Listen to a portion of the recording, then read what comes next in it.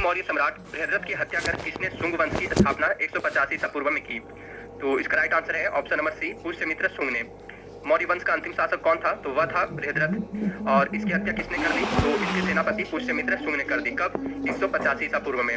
और फिर इसने यानी पुष्यमित्र शुंग ने जो है बृहद्रथ की हत्या कर मगध पर एक नए साम्राज्य स्थापित किया, शुंग वंश का। ठीक है, यानी शुंग वंश का संस्थापक कौन था? तो पुष्यमित्र शुंग था। चलिए अगला प्रश्न देखते हैं। कण्व वंश का संस्थापक कौन था? तो कण्व वंश का संस्थापक था वासुदेव। देखिए मौर्य वंश के पतन के बाद मगध पर किसने शासन किया? शुंग वंश ने किया।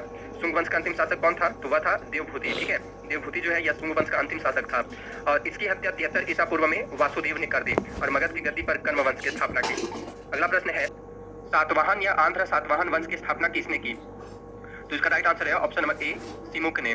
सिमुक ने 60 ईसा पूर्व में कण्व वंश का अंतिम राजा जो कि सुशर्मा था, इसकी हत्या कर दी और एक नए राजवंश सातवाहन वंश की स्थापना की। सातवाहन शासकों ने अपनी राजधानी कहाँ स्थापित की थी? प्रतिष्ठान में की थी। ठीक है, प्रतिष्ठान जो है ये वर्तमान में आंध्र प्रदेश के औरंगाबाद जिले में है। अगला प्रश्न है, सातवाहन वंश का सबसे बड़ा शासक कौन था? तो सातवाहन वंश का सबसे बड़ा शासक जो था वह था गौतमीपुत्र सतकर्णी। ठीक है, यह 23वां सबसे बड़ा शासक था। ठीक है, 23वां सबसे महान शासक था सातवाहन वंश का। देखिए यही क्वेश्चन एग्जाम में इस तरह से भी कई बार पूछा गया है कि गौतमीपुत्र सतकर्णी जो है यह किस वंश का शासक था? तो यह किस वंश का था? सातवाहन वंश का था। ठीक है, चलिए अगला प्रश्न देखते हैं। सातवाहनों ने स्थानीय अधिकारियों के रूप में किसके अधीन काम किया था? तो इसका सही उत्तर है ऑप्शन नंबर डी, मौर्यों के अधीन। सातवाहन लोग जो थे वे स्टार्टिंग में स्थानीय अधिकारियों के रूप में मौर्यों के अधीन काम किया करते थे। नेक्स्ट क्वेश्चन है, सातवाहनों के अधिकतर सिक्के किस धातु के मिले हैं? तो सातवाहनों के अधिकतर सिक्के जो मिले हैं वे सीसे धातु के मिले हैं। ठीक है, इसके अलावा चांदी, तांबे, पोटीन और कांसे की मुद्राओं के निर्माण के भी साक्ष्य मिले हैं। लेकिन जो सबसे अधिक मात्रा में जो सिक्के प्राप्त हुए हैं सातवाहनों के द्वारा जो जारी किए गए थे वो शीशे के बने होते थे। ठीक है, अगला प्रश्न है, कुषाण वंश का प्रसिद्ध शासक कौन था? तो कुषाण वंश का सबसे प्रसिद्ध और प्रतापी राजा कनिष्क था। कनिष्क का राज्यारोहण कब हुआ था? 78 ईसा पूर्व में। 78 ईसा पूर्व में। ठीक है, और इसी समय कनिष्क ने 78 ईसा पूर्व में 78 ईस्वी में, ये 78 ईस्वी है। ठीक है, इसका राज्यारोहण, कनिष्क का राज्यारोहण 78 ईस्वी में हुआ था। और 78 ईस्वी में यानी गद्दी पर बैठने के समय एक संवत चलाया था इसने कनिष्क ने। तो उस संवत का नाम क्या है? शक संवत। और यह जो शक संवत है यह भारत का राष्ट्रीय संवत है। यानी कि भारतीय राष्ट्रीय पंचांग किस नाम से जाना जाता है?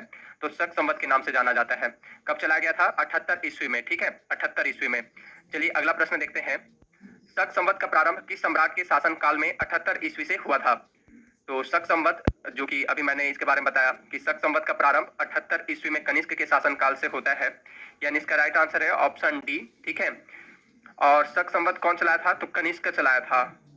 ठीक है, कब? 78 ईस्वी में। काफी इंपोर्टेंट क्वेश्चन है यह, अपने राज्यारोहण के समय चलाया था 78 ईस्वी में। अगला प्रश्न है, भारतीय राष्ट्रीय पंचांग किस नाम से जाना जाता है? तो भारत का जो राष्ट्रीय पंचांग है वह शक संवत के नाम से जाना जाता है।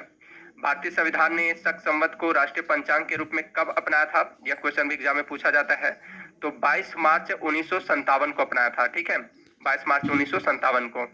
अगला प्रश्न है, शक संवत पर आधारित राष्ट्रीय पंचांग का प्रथम महीना कौन सा है?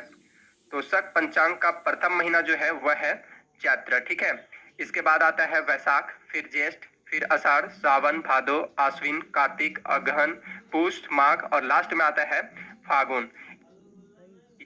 यानी शक पंचांग का पहला महीना कौन सा है? तो वह है चैत्र और अंतिम महीना है फागुन। ठीक है, चलिए नेक्स्ट क्वेश्चन देखते हैं। विक्रम संवत की शुरुआत किस वर्ष में की गई?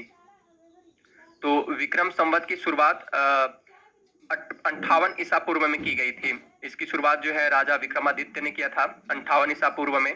और शक संवत की शुरुआत कब की गई थी? तो 78 ईस्वी में। ठीक है, कनिष्क ने स्टार्ट किया था इसे। अगला प्रश्न है, चरक किसके राज चिकित्सक थे?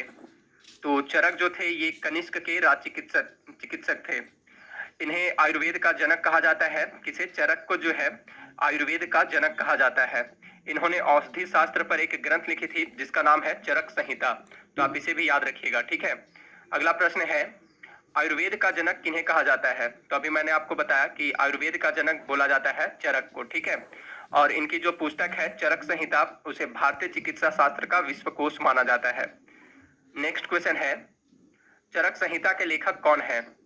तो अभी मैंने बताया कि चरक संहिता के लेखक कौन है, तो वह है चरक, ठीक है, जिन्हें आयुर्वेद का जनक कहा जाता है।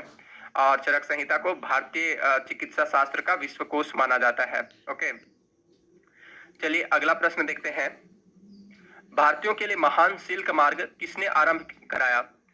तो भारतीयों के लिए महान जो ये सिल्क मार्ग जो था, जो कि चीन से होते हुए ईरान तथा पश्चिमी एशिया तक जाता था, इसका आरंभ कनिष्क ने करवाया था।